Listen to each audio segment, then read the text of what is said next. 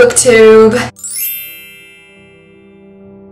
So today I want to talk about some of the Amazon books that I've read that are really good Amazon books that are all under $4 if you can't tell from the title below.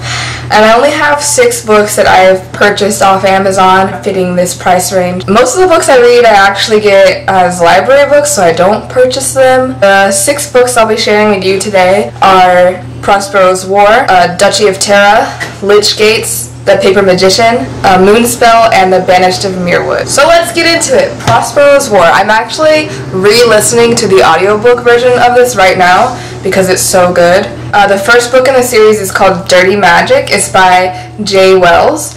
And it's an urban fantasy. It's about this detective named Kate Prospero who has a bit of a history. She's the daughter of one of the major drug lords in the city, and she no longer practices dirty magic, but she's using her knowledge as a drug lord's daughter to help bring down the other drug lords in the city. What drives Kate Prospero? She is a patrol cop and she's trying to get a better paying job, a better higher position because she's not making enough. In the first part of the series, we know her background as a cop, and in the first opening bit of Dirty Magic, she's on one of the nights where she's just patrolling things. She comes across a werewolf, and that's not the werewolf isn't the weird part, it's how monstrous he is and how unresponsive he is to her trying to talk to him, and it's just not normal, for werewolves to behave like that. The werewolf was acting as he was because of this new magic potion, and Kate needs to go find out who's making this drug, because the potions are the drugs in this world.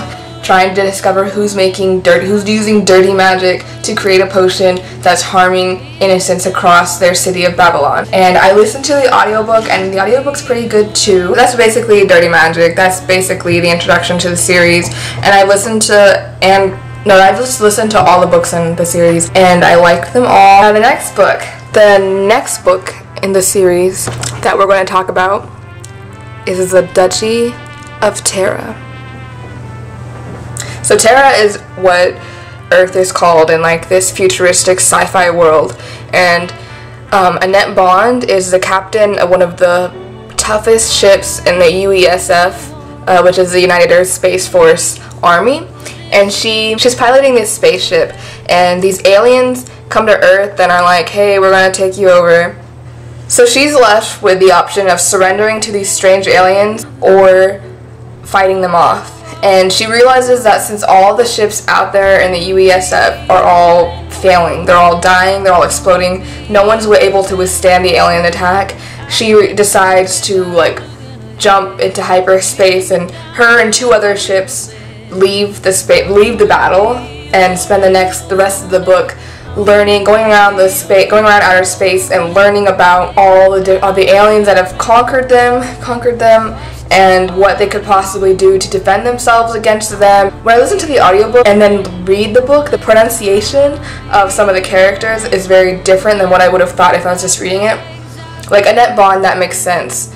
And Jean Villeneuve, spelled like Jean, because it's a French name, so that makes sense, but I would have never made that connection if I was just reading the book. You don't have to listen to the audiobook, the character names don't make that huge of a difference on the impact of the story, but I definitely, if you want a good audiobook to listen to, that's a good one. All of these books all of these 6 books I listen to on repeat. But yeah, Duchy of Terra is a whole series by Glenn Stewart, and he writes a lot of other intergalactic space sci-fi books that I haven't read yet. Definitely really recommend Duchy of Terra. It's the only one in this 6 books that I have given a 4-star review. And Lich Gates. So Lich Gates is the next book we're going to talk about, and it's very good. I definitely really liked it. So this girl goes hiking in the woods one summer. She's going for a run up. She stands in this gazebo and she walks back out of the gazebo, and nothing around her looks the same anymore, and it takes her a little bit to realize she's not in the same, she's like, this is a new trail. But newsflash, she's been to this hiking trail every summer for her entire life. Her whole family would go, her mom and her dad. And her mom recently passed, so she's just out there by herself. Yeah, she's like, this is so weird. I've been to this gazebo a million times, but I never noticed this strange trail. And she starts following it, as hikers do when they're curious about new trails. And she ends up coming across this book called The Grimoire. And she awakens this like ghost or spirit that's alive with this book, and this book has like a lot of power. The spirit that's inside of it has all this knowledge and all these capabilities and all these powers that no one else in this world has.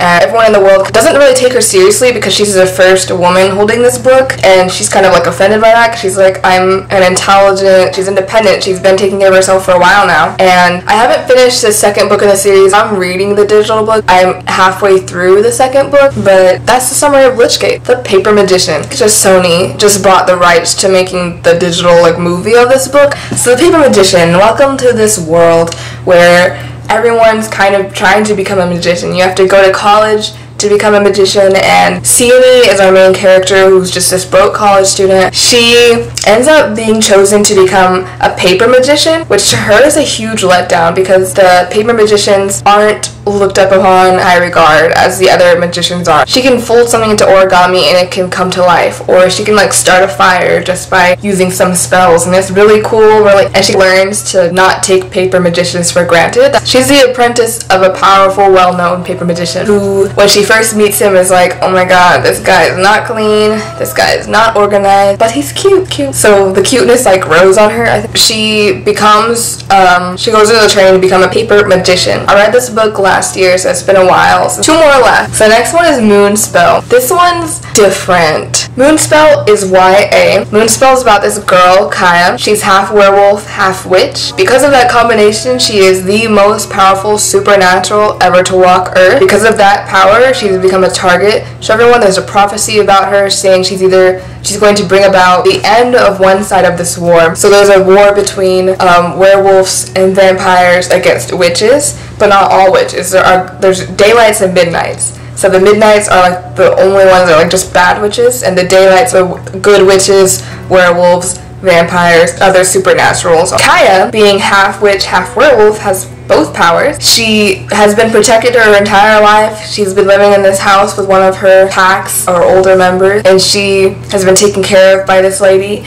And Kaya has been sent away from the pack to live with this lady just because people keep trying to attack her because they don't want her to have the chance to destroy either the midnights or the daylights. But it's mostly the midnights that are attacking her. She's half midnight, half daylight. Her pack's alpha ends up killing the man who had killed her mother and father, and so they say like she's safe to come back and rejoin the pack. And the book takes off from her rejoining the pack and what it's like for her to go back to be with them again. It's really hard for her to go back. It's really hard for her to be in this world because she doesn't look like the other werewolves in this story. She has a different appearance because of that half witch part of her, and she's half midnight, so the daylights are like skeptical of trusting her. They're not really sure if they can trust her because of that half midnight, and you can see all of the effect on her and her character, and it's really interesting. I really liked it. You should check it out. The audiobook is good too. I've listened to all the books in the series, and the covers are really pretty. I like how they're done. So the last book we're going to talk about is The Banished of Mirrwood.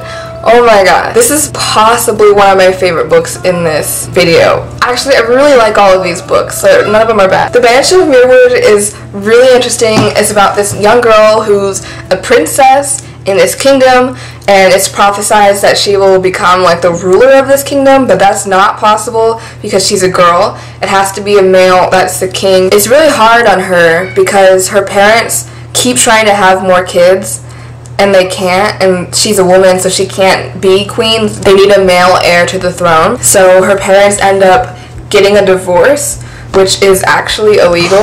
Like, you shouldn't be able to get a divorce, and because they got married in this special way. Her father kind of disowns her, and she's left like trying to find a place in this world. Maya is the princess we're learning about, and she has a hard road ahead of her. If she's ever going to become this queen that's prophesized that she will become, she has to overcome all of these challenges that are thrown her way. Everyone questioning her honor, everyone attacking her. The first book, she's escaping from her kingdom. Through the chapters, there's told like this backstory of her, like through kind of like a ghost spirit form that's like telling you bits and pieces of her past. The Dr. Mandar is expelled from her kingdom, which is like this magical order, And when the king does that, Maya finds herself in a perilous quest to save her people. She cares about her people even though her father is kind of turned into a tyrant. Even though we know Maya is a good character, she's one of those good characters that's like solely good, like there's nothing bad about her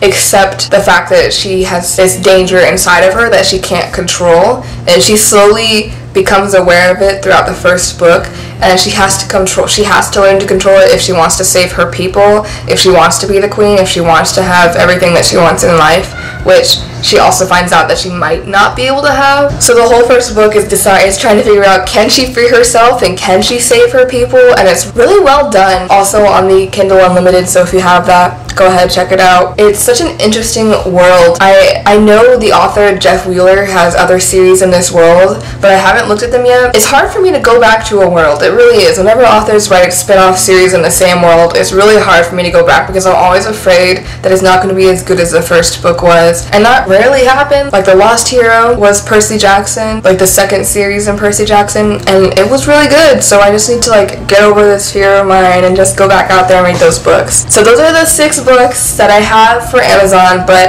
I have a little bit more left for you guys today. I want to start doing a monthly book of the month that we kind of read together and chat about at the end of every month. And if you want to take part in that, then there's going to be a link below where there's like 5 or 6 books in a survey that you could choose which one you want to read together. We'll do like a live book chat at the end of the month, at the end of July. And I would love to participate in that with you guys. The most important thing that's down below is the fact that there's going to be a Google shared link where you can view other Kindle books that I will add that are under $4. And I'm going to routinely just add books to that. These 6 books are on there, but as I buy more Kindle books, and I actually have a lot of Kindle books bought, I just haven't read them all. If you want to know other good Kindle books that I have personally read and would recommend to anyone, look below and click on that link and come back to it, save it, because it's going to be updated, it's going to be added. If I read another 6 Kindle books that are really good, maybe I'll do another video and do part 2 of this if you guys would like. As always, thanks for watching. Hope you have a good day, hope you read some good books, and I'll see you next time. Bye!